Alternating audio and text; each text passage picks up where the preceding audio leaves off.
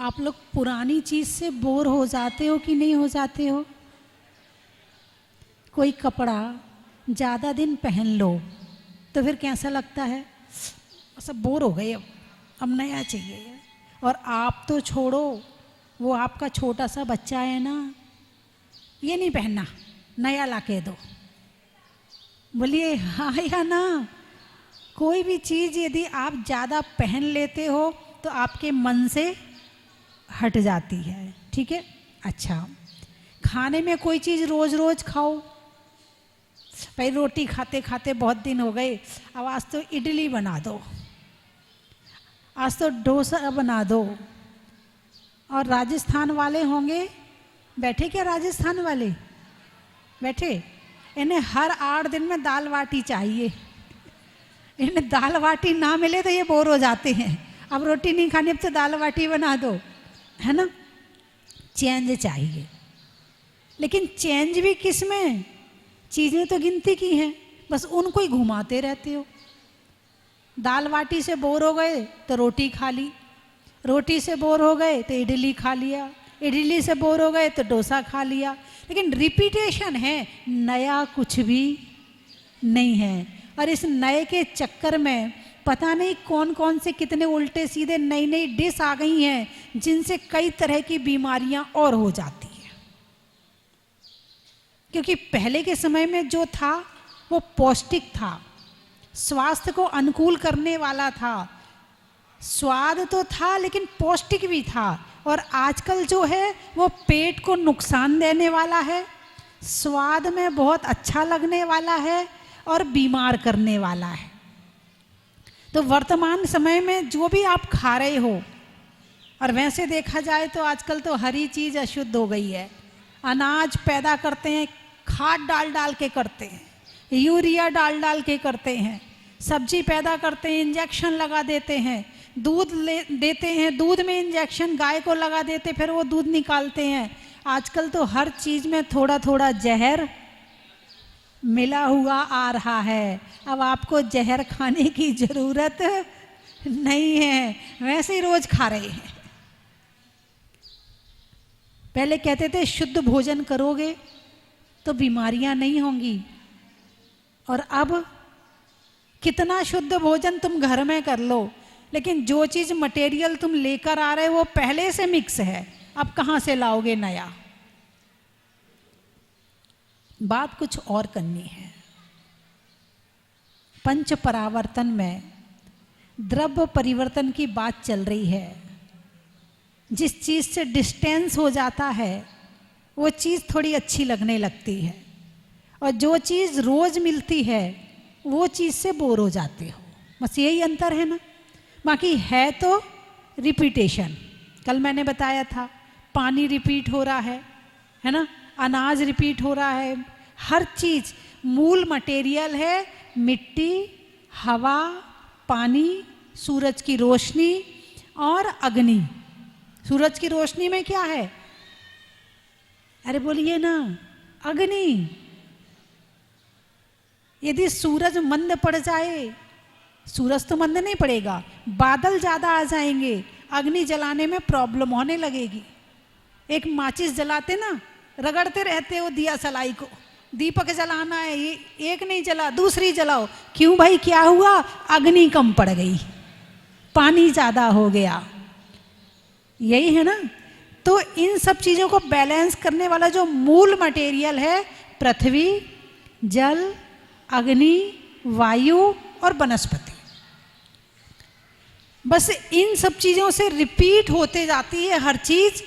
और इनके अंदर वो ताकत है। जैसे कि इस साल अनाज आया, कहाँ से आया अनाज? मिट्टी का परिवर्तित रूप है। अनाज क्या है? एक बीज डाला, 20 बीज हो गए। तो 20 बीज कैसे बने? मिट्टी से। उसमें हवा भी, धूप भी, पानी भी, और मूल मटेरियल मिट्टी है। आप लोग भजन गाते ना, मिट्टी का पुतला मिट्टी में मिल जाएगा, बिल्कुल सही है ये भजन। और माटी के ऊपर तो बहुत सारे भजन बने हैं। मिट्टी की काया मिट्टी में जिस दिन समाएगी, ना सोना काम आएगा ना चांदी आएगी, है ना। तो ये सारी चीजें मिट्टी का परिवर्तित रूप है। हर साल उसी खेत में से होता है, हर साल उसी खेत में बीज डालो फिर अनाज आ गया, फिर बीज डालो फिर अनाज आ गया। तो पानी कहाँ से आया? वो भी रिसाइकिल होके आया है। अनाज कहाँ से आया? मैंने बताया था कि भाई जैसे जब शरीर जलाते हैं तो जलाने के बाद उसकी राख उड़ती है, मिट्टी उड़ती है, वो कहाँ जाती है? वो खेतों में जाती है, फिर वो अनाज बन जाती है, फिर वापस खाते हैं, फिर शरीर बन जाता है, फिर जलाते हैं, फिर वो अभी मैंने एक दो बार बता चुकी, आप लोग नए हैं तो आपको आज फिर बता रही हूँ, है ना। तो हर चीज़ क्या हो रही है? रिसाइकिल हो रही है, हर चीज़ परिवर्तित होकर वापस वो ही आ रही है। और आपको क्या लगता है? नया ऐसा मंदिर बनाएंगे कि पहले कहीं कभी नहीं बना होगा, लोग देखते रह जाएंगे, विश्व का पहला मंदिर होगा। ऐसा करते कि नहीं करते? नहीं नहीं, मैंने नहीं किया। मेरी सोच में कभी ये भावना नहीं रही कि विश्व का सबसे सुंदर मंदिर बनाना है। मेरे मन में कभी ये भावना नहीं आई कि जितने तीर्थ है उसमें सबसे बढ़िया बनाना है। कभी ये भावना नहीं आई कि किसी को नीचा दिखाना है। बस एक भावना थी कि जैसे मेरे भगवान हैं ऐसा सुंदर हमारा मंदिर होना चाहिए। बस एक ही भावना थी कि जैसे सुंदर भगवान है ऐसा सुंदर मुझे मंदिर बनाना है। इसके अलावा कभी कोई भावना नहीं थी कि किसी को नीचा दिखाना है, कि विश्व का सबसे सुंदर मंदिर बनाना, कोई भावना नहीं थी। लक्ष्य एक ही था कि जैसे प्रभु हैं इनसे कमजोर मंदिर ना बन जाए। बस ये विचार मन में था, कुछ भी नया करने का विचार मन में था ही नहीं। कुछ भी अलग से विचार नहीं था कि लोग देखेंगे तो देखते रह जाएंगे ऐसा मंदिर बनाऊंगी, नहीं, ऐसा कोई विचार मन में एक बार भी नहीं आया। और ये भगवान का अतिशय है कि जो नहीं सोचा वो अपने आप हो गया। जैसी नियत वैसा काम। भावना अच्छी रखो, सब कुछ अच्छा होगा। तो बात चल रही है, ये सब द्रव्य है। क्या है? पुद्गल द्रव्य है। ये सब क्या है? मिट्टी क्या है? पुद्गल है। धूप क्या है? पुद्गल है। वनस्पति क्या है? पुद्गल है। वायु क्या है? पुद्गल है। जल क्या है? पुद्गल है। और भगवान ने जो कहा है ये सब क्या है? ये सब एक इंद्रिय स्थावर जीव हैं। लेकिन जीव हैं शरीर सहित हैं। जल ही जिनका शरीर है वो जल कायिक, वायु ही जिनका शरीर है वो वायु कायिक, पृथ्वी ही जिनका शरीर है वो पृथ्वी कायिक, अग्नि ही जिनका शरीर है वो अग्नि कायिक, और वनस्पति ही जिनका शरीर है वो वनस्पति कायिक। मूल मटेरियल 5 ही है, इसके अलावा कुछ भी नहीं है। आपके शरीर में क्या क्या है? मिट्टी है तो पृथ्वी हो गई। जल है कि नहीं है? 70% जल है तो जल हो गया, है ना, पृथ्वी जल। आपके शरीर में गर्मी है कि नहीं? तो अग्नि हो गई। जठराग्नि होती ना पेट में भोजन पचाने वाली, तो अग्नि हो गई। पृथ्वी जल अग्नि। और आपको गैस बनती नहीं बनती? अरे बोलिए ना। बोले बहुत पेट में गैस बन रही है। ये गैस क्या है? वायु है। यानी जितना चलने का काम है वो वायु के द्वारा होता है। तो शरीर में 5 तरह की वायु होती है। यदि ये सही तरह से चलती है तो बीमारी नहीं होती है, और ये गड़बड़ हो जाए तो बीमारी होती है। तो ये वायु है। और वनस्पति तो है ही है। वो क्या कहते हो आप? फाइबर। क्या कहते हो इंग्लिश में? हाँ, डॉक्टर कहता थोड़ा फाइबर ज़्यादा लिया करो, कहता ना, थोड़ा फाइबर ज़्यादा लिया करो। ये फाइबर क्या है? ये वनस्पति है। तो हमारा शरीर किन चीज़ों से बना है? इन 5 चीज़ों से बना है। दुनिया की सारी चीज़ें किस चीज़ से बनती हैं? इन्हीं 5 चीज़ों से बनती हैं। तो मिट्टी से मिट्टी का पोषण होता है, जल से जल की कमी पूरी होती है। तो ये है द्रव्य। कौन सा द्रव्य है? पुद्गल द्रव्य है। कौन सा द्रव्य है? अच्छा, तो जो भोजन आप करते हो वो पहली बार कर रहे हो क्या? आपकी थाली में जो भोजन आएगा वो पहली बार आ रहा है क्या? अरे बोलिए ना। जो भोजन आपकी थाली में आया है, आप वो भोजन हजारों बार कर चुके हैं, लाखों बार, असंख्यात बार। और फिर भी जब थाली में आता, आज नमक कम है, आज मीठा ज़्यादा है, आज ये ऐसा है, आज ये बढ़िया बना है, आज ये ऐसा बना है, जरा इसको ऐसे बना दो, जरा इसको ऐसे बना दो, बारिश हो रही जरा पकौड़ी बना दो। जो चीज़ हम भोग चुके हैं बस हम उसी का ही भोग करते जा रहे हैं। ये है द्रव्य परिवर्तन। संसार में जितना पुद्गल है, जितने का मतलब आप समझ जाओ, चाहे अमेरिका में है, चाहे चीन में है, चाहे जापान में है, चाहे कनाडा में है, चाहे अफ्रीका में है, चाहे वो सारा पुद्गल हम भोग करके छोड़ चुके हैं, लेकिन हमारी आसक्ति खत्म नहीं हुई है। हमें लगता नहीं नया है, ये नए कपड़े हैं, ये नया भोजन है, ये नया आइटम है, ये नई डिश है। कुछ भी नया नहीं है। हम सारी चीज़ें हजारों बार, लाखों बार भोग करके छोड़ चुके हैं। कभी आपको कोई चीज़ ना मिले तो विचार करना, हजारों बार भोगा तब तृप्ति नहीं हुई, एक बार मिल जाएगा तो क्या तृप्ति हो जाएगी? नहीं मिला, कोई बात नहीं है। अपने मन में संतुष्ट रहना कि बार बार भोगने से जब संतुष्टि नहीं हुई तो एक बार और भोग लेंगे तो क्या होगा? तो मन में संतोष आएगा, मन शांत रहेगा, संसार के पदार्थों के प्रति आसक्ति कम होगी और भाव अच्छे रहेंगे। वरना इन्हीं चीज़ों के लिए लड़ते रहोगे। कहते ना, लड़ाई की जड़ क्या है? जड़, जोरू, अरे बोलिए ना, जमीन। जमीन के लिए लड़ते हो नहीं लड़ते हो? लड़ते हो ना। जिस जमीन की रजिस्ट्री तुम्हारे नाम से है, कितनी आसक्ति होती है उसके प्रति, कितना मोह होता है उसके प्रति। कोई ले तो ले, केस कर देते हैं, भाई भाई में झगड़ा हो जाता है, कोर्ट कचहरी हो जाती है भाई भाई में। अरे बोलिए ना, होती है कि नहीं होती? अरे भाई साहब, कुर्सी वाले भाई साहब, आप थोड़े ऐसे बैठे कि पीछे वाले मुझे नज़र नहीं आ रहे हैं। यदि जो नीचे बैठ सकता वो नीचे बैठ जाए स्टूल से उतर के, जिनकी बहुत मजबूरी है वही ऊपर बैठे। और कुर्सी वाले थोड़े से पीछे वालों को देख के बैठा करो कि मेरे पीछे कोई और भी बैठा है ना? नहीं, आपके पीछे तो कोई नहीं बैठा, आप ठीक बैठे। तो क्या कह रही थी? जिस जमीन की रजिस्ट्री आपके नाम से है उसके प्रति मोह होता है।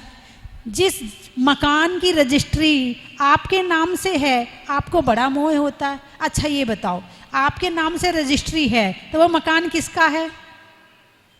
बोलिए ना, आपका है। आपके नाम से रजिस्ट्री है, आप अकेले रहते हो या और कोई भी रहता है? उसमें छिपकली रहती कि नहीं रहती? अरे बोलिए ना भाई। इस कोठी की छिपकली और इस कोठी की छिपकली बाहर निकली, आपस में दोनों बात करी, बहन तू कहाँ रहती है? ये है ना मेरा मकान। तो उसने उससे पूछा तू कहाँ रहती? अरे ये है ना, अपन दोनों पड़ोसी हैं। तुम कह रहे मकान मेरा है, छिपकली कह रही, अरे बोलिए ना, मकान मेरा है। उसके छत पे बंदर भी रहते हैं, आपको पता नहीं है? जहाँ बहुत बंदर होते ना वहाँ छत बटी हुई होती है बंदरों की, और दोनों की अलग अलग टोली होती है। एक टोली दूसरे मोहल्ले में नहीं जा सकती, और दूसरी टोली दूसरे मोहल्ले में नहीं जा सकती। तो बंदरों की छत बटी होती है। तो अब एक टोली वाले बंदर दूसरे से कहें तू कहाँ रहता? ये है ना मेरा मकान, मैं यहाँ रहता हूँ। किसका मकान है? रजिस्ट्री किसके नाम से है? अरे बोलिए ना।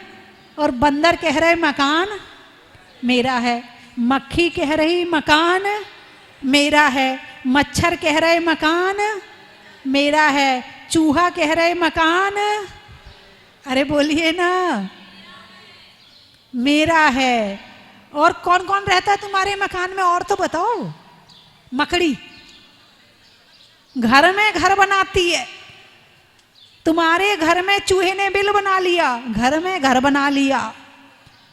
मकड़ी ने जाला बना लिया, घर में घर बना लिया। और तुम कहते मकान मेरा है। अब बताओ मकान किसका है? अब बताओ। तुम कितने बार निकाल के बाहर करोगे फिर आ जाएंगे, तुम कितने बार निकालोगे फिर आ जाएंगे। तुम मच्छर को मारोगे पाप लगेगा, चूहे को मारोगे पाप लगेगा। अब निकाल के बताओ।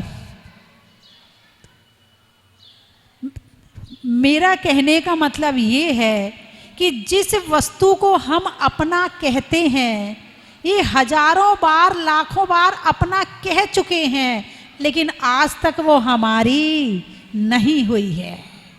हाँ भाई, सुरक्षा करनी पड़ेगी, रह रहे हैं तो उसका स्वामित्व का कार्य पूरा करना पड़ेगा, लेकिन अंदर में भाव ये होना चाहिए कि मेरा कुछ भी नहीं है। अंदर में जो एक श्रद्धा होती है, जो एक विश्वास होता है, वो ये होना चाहिए कि मेरा कुछ भी नहीं है। और जब मेरा कुछ भी नहीं है तो फिर आसक्ति कम होती है, और जितनी आसक्ति कम होगी उतना धर्म में मन लगेगा, और जितना धर्म में मन लगेगा उतना खुद के साथ जियोगे, और जितनी बाहर के पदार्थों में आसक्ति होगी उतना उसके लिए जियोगे। बात समझ में आई कि नहीं आई? अरे बोलिए ना, आई ना। तो द्रव्य परिवर्तन, क्या कहा मैंने? आज आप भारत के जिस मकान में रहते हो उसको कहते ये मकान मेरा है। कभी तुम्हारा जन्म अफ्रीका में हुआ होगा, वहाँ भी मकान में रहते थे तो मेरा मकान है। कभी अमेरिका में रहे होगे तो वहाँ भी मेरा मकान है। कितने मकान बदल लिए, कोई मकान तुम्हारा हुआ नहीं हुआ ना। आसक्ति खत्म करो।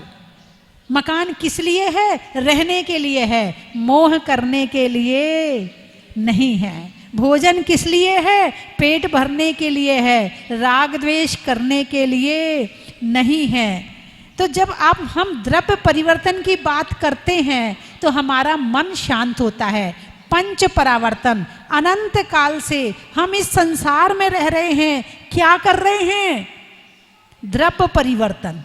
क्या कर रहे हैं? द्रव्य परिवर्तन कर रहे हैं। दूसरे परिवर्तन का नाम है क्षेत्र परिवर्तन। क्या नाम है? क्षेत्र परिवर्तन। भाई साहब, ये उठक बैठक ना लगाओ, 15 मिनट और बैठ जाओ।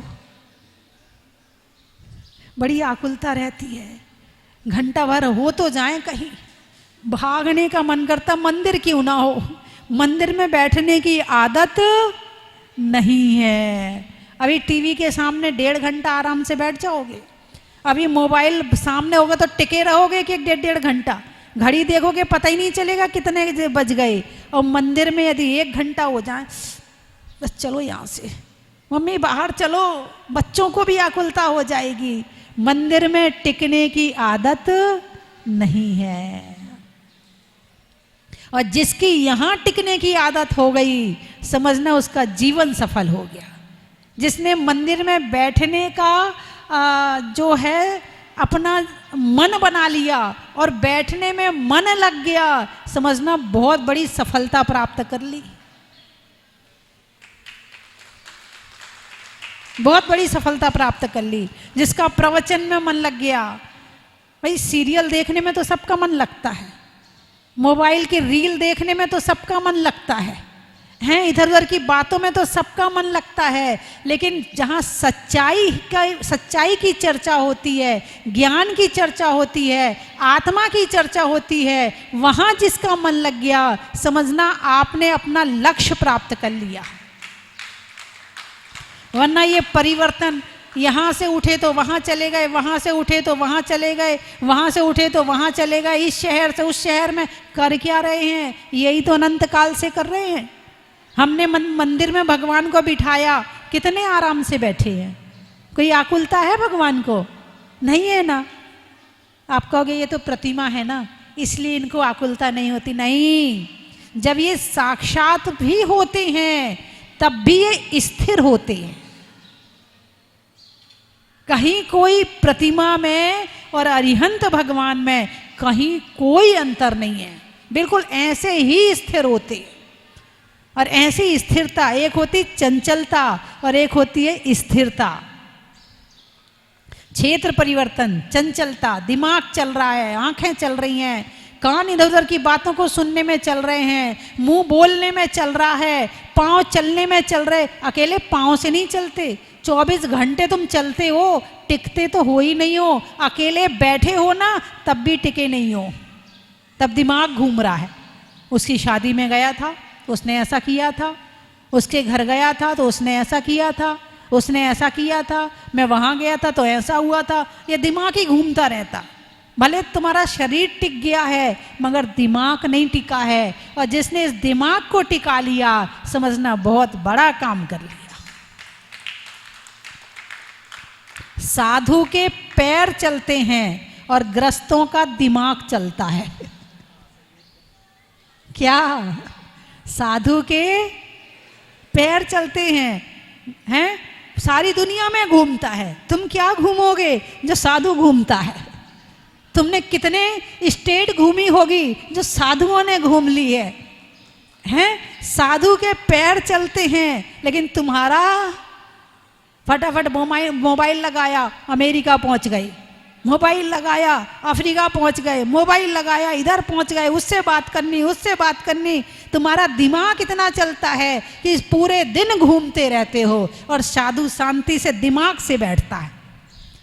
तो किसको गतिमान करना है और किसको स्थिर करना है? अब बताओ। दिमाग को शांत करना है। पांव चलते हैं तो चलने दो, कोई दिक्कत नहीं है, मन शांत होना चाहिए। और जिसका मन शांत है उसका जीवन शांत है। और इसके लिए ये जो मैं पंच परावर्तन की चर्चा कर रही हूं, इस बात का ज्ञान होना जरूरी है। द्रव्य परिवर्तन, क्षेत्र परिवर्तन, काल परिवर्तन, भाव परिवर्तन और भाव परिवर्तन, ये 5 तरह के परिवर्तन हम अनंत काल से कर रहे हैं। शांति से तो बैठते नहीं है, बोलिए ना। शांति से है, बच्चा जब यहाँ से वहाँ भागता है तो माँ क्या कहती है? बैठ जा शांति से। तुम शांति से बैठी हो?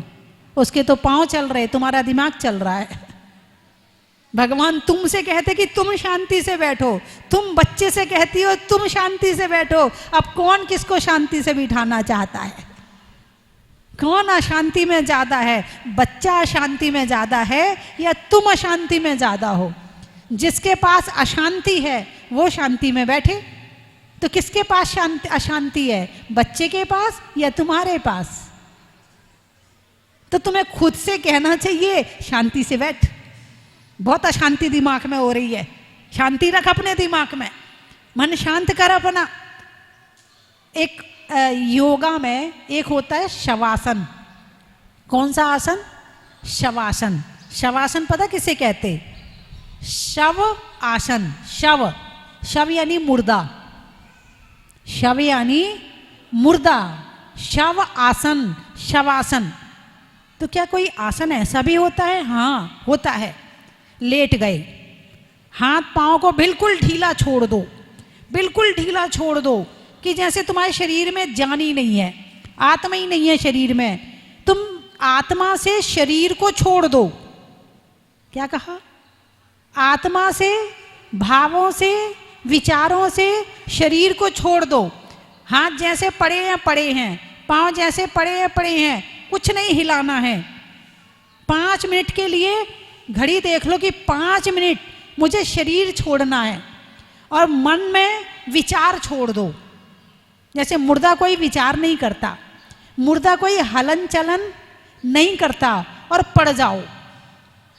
5 मिनट के बाद फ्रेश होके उठोगे क्या? 5 मिनट के बाद फ्रेश होके उठोगे। 5 मिनट से 7 मिनट करो, 7 मिनट से 10 मिनट करो, और मन शांत हो जाएगा। ना विचार, ना हाथ, ना पांव, कुछ नहीं चलाना है। बस एक टक परमात्मा को याद करो, क्योंकि मन में कुछ ना कुछ विषय देना तो जरूरी होता ही है। तो परमात्मा को याद कर लो, और बिल्कुल वो भी शांति से, वो भी उठा पटक में नहीं, वो भी बिल्कुल शांति से, बिल्कुल शांति से। चाहो तो तीर्थों के दर्शन कर लो, और हाथ पांव को शव के जैसे बना लो, जैसे मुर्दा हिलता डुलता नहीं है, कुछ नहीं करता, ऐसे शरीर छोड़ दो। इसको कहते हैं शवासन। ये है मन को, शरीर को फ्रेश करने का तरीका। आता है?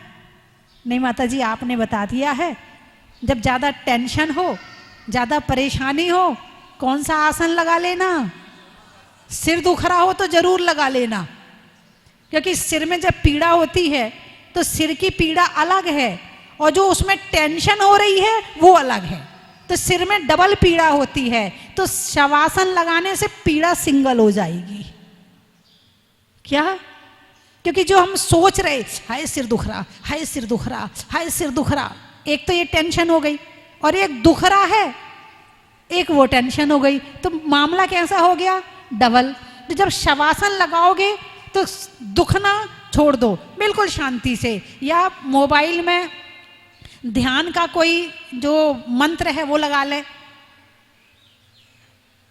ओंकार ध्वनि लगा लें मोबाइल में, है ना। और उसमें जैन ध्यान सूत्राणी, जैन ध्यान सूत्राणी वो लगा लें। वो उसमें एक म्यूजिक बजता है, और उसमें मंत्र धीरे धीरे चलता है, वो लगा लें, और बिल्कुल शव जैसे पड़ जाएं, और ध्यान उसमें लगा लें। थोड़ी देर के बाद आप देखोगे आप बिल्कुल फ्रेश हो गए, नेगेटिविटी निकल गई, और मन बिल्कुल शांत हो गया। बात समझ में आई कि नहीं आई? अपने मोबाइल को रिफ्रेश करते हो, अपने कंप्यूटर को रिफ्रेश करते हो, खुद को नहीं करते हो, इसलिए तो बीमारियां हो रही हैं, इसलिए तो दिमाग खराब हो रहा है, इसलिए टेंशन हो रही है, इसलिए ये झगड़े हो रहे हैं, इसलिए परेशानियां हो रही हैं। जैसे लैपटॉप को, कंप्यूटर को रिफ्रेश करते हो ना, दिन में 5 मिनट के लिए खुद को भी रिफ्रेश कर लिया करो। अरे बोलिए ना, समाप्त करूं? समय हो गया। ऐसा है, इसके आगे सुनना है आपको, सुनना है। अपना अपना मोबाइल निकालो,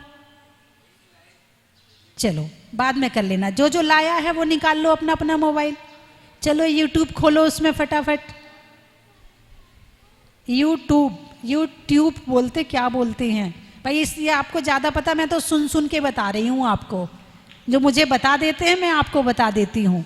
हाँ निकालो, यूट्यूब खोल लिया। अब इसमें स्वस्ति धाम जहाजपुर, इसमें ये निकालो।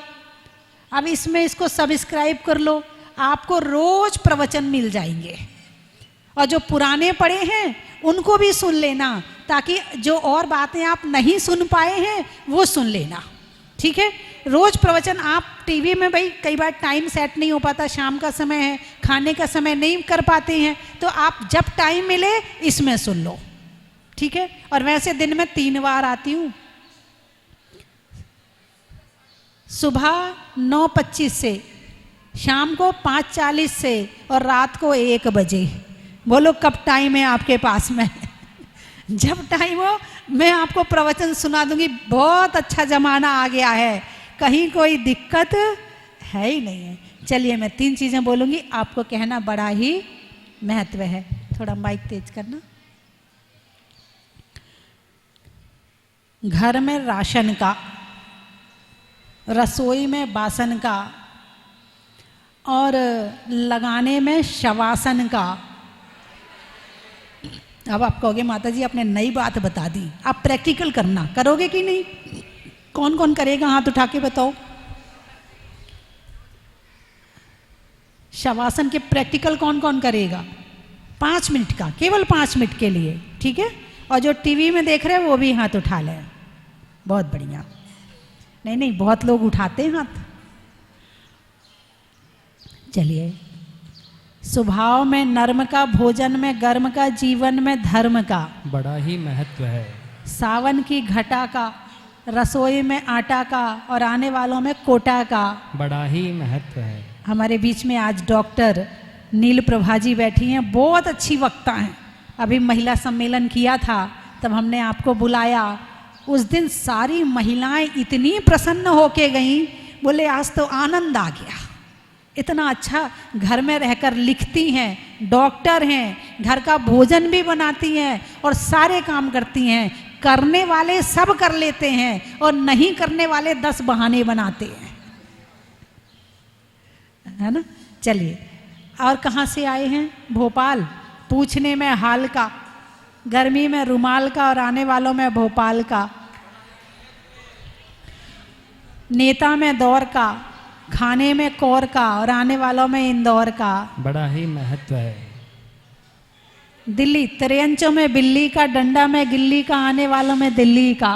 बड़ा ही महत्व है। पेड़ों में छुई मुई का और महीनों में मई का और आने वालों में मुंबई का। बड़ा ही महत्व है। कलकत्ता। पेड़ में पत्ता का, राजनीति में सत्ता का और आने वालों में कलकत्ता का। बड़ा ही महत्व है। गाने में सुर का, नृत्य में नूपुर का, आने वालों में जबलपुर का। बड़ा ही महत्व। देवरी। भोजन में बरी का, बैठने में दरी का और आने वालों में देवरी का। बड़ा ही महत्व है। बीना बारा। आकाश में तारा का, लगाने में नारा का, आने वालों में बीना बारा का। बड़ा ही महत्व है।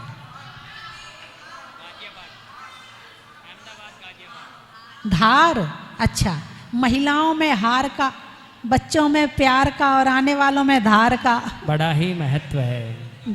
खेत में खाद का, भोजन में सलाद का और आने वालों में गाजियाबाद का। बड़ा ही महत्व है। सुसनेर। शिवपुरी। स्वर्ग में परी का, बैठने में दरी का और आने वालों में शिवपुरी का। बड़ा ही महत्व है। आगरा। जीवन में जरा का, सतियों में अनंग सरा का और आने वालों में आगरा का। बड़ा ही महत्व है। वृक्षों में बड़ का, बड़ की जड़ का, आने वालों में रामगढ़ का। बड़ा ही महत्व है। रिश्तों में ससुर का, देवों में असुर का, आने वालों में उदयपुर का। फिरोजाबाद। मिलने में प्रसाद का, देने में दाद का और आने वालों में फिरोजाबाद का। बड़ा ही महत्व है। हो गए? बोरिया। देशों में कोरिया का, गांव में हरिया का और आने वालों में बोरिया का। बड़ा ही महत्व है। मालपुरा। बातों में खरा का, जीवन में जरा का और आने वालों में मालपुरा का। बड़ा ही महत्व है। नहीं होने में विवाद का, भोजन में सलाद का और आने वालों में अहमदाबाद का। बोलिए 24 भगवान की जय जय।